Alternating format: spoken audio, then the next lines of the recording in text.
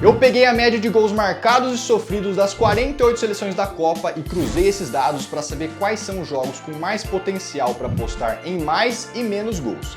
E se você quiser aumentar a sua chance nas bets em gols na Copa, fica comigo nesse vídeo porque eu vou te mostrar o histórico de gols desde o Mundial de 1930, quando a bola ainda era aquele capotão marrom e os goleiros ainda nem usavam luvas. E com todos esses dados, eu vou te mostrar as melhores dicas para ficar ligado e buscar o green nessa próxima Copa. Os palpites em gols são bem procurados pelos apostadores. E a maioria prefere apostar na opção de mais gols, afinal, o gol é o grande objetivo do futebol. Mas será que a Copa é um campeonato mais over ou mais under? Para responder essa pergunta, eu analisei a média de gols marcados de todas as edições e notei que até a Copa de 58, a média de gols por jogo sempre foi superior a 3,5 gols. Porém, a partir de 62 em diante, a média oscila entre 2 e 3 gols e parece que até temos um padrão, com edições um pouco mais over, seguidas por edições um pouco mais under, e assim sucessivamente. Esse gráfico também mostra a evolução do futebol mundial, que a partir da década de 60 começa a apresentar um padrão mais competitivo.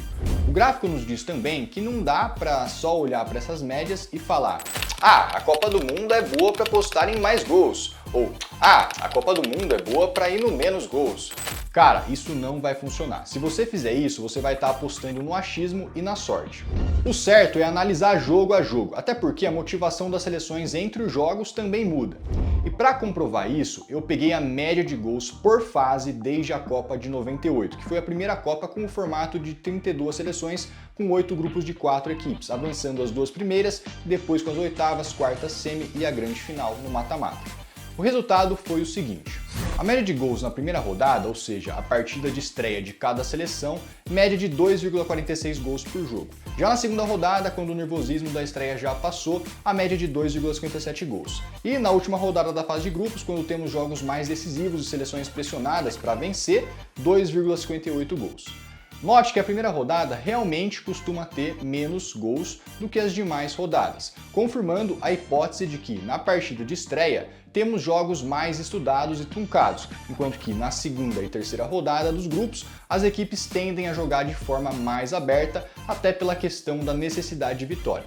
E vale lembrar que na Copa de 2026, além dos 2 primeiros de cada grupo, também vão avançar os 8 melhores terceiros colocados, aumentando a chance de partidas mais abertas na terceira rodada, já que mesmo as seleções que perderam os 2 primeiros jogos ainda vão chegar vivas nesse jogo decisivo. Mas e no mata-mata? Bom, no mata-mata, a média de gols por jogo desde 98 é de 2,54 gols, um pouco menor do que as rodadas decisivas da fase inicial, mas ainda assim maior que na rodada de estreia. Os jogos do mata-mata tendem a ser mais estudados, sim, ainda mais se o empate estiver no placar. Porém, qualquer gol já muda esse panorama, porque uma das seleções tem que partir para cima com tudo para tentar evitar a eliminação. Portanto, se você for apostar em gols na Copa, a primeira dica é: analise o contexto de cada jogo. Vai ser um jogo mais tenso e estudado? Vai ser um jogo mais aberto? Os times precisam desesperadamente da vitória? O contexto ajuda, mas o que realmente vai fazer você se dar bem com as bets em gols é o conhecimento das seleções, analisando o potencial de defesa e ataque, além de considerar fatores como escalações prováveis, desfalques importantes. Afinal, o desfalque de um bom defensor ou artilheiro pesam na chance de gols do jogo. Para exemplificar isso, vou dar um exemplo da nossa seleção brasileira. Considerando o ciclo atual, desde a Copa de 2022, o Brasil sofreu gol em 24 dos 35 jogos, ou seja, em 69% das partidas, o Brasil sofreu pelo menos um golzinho.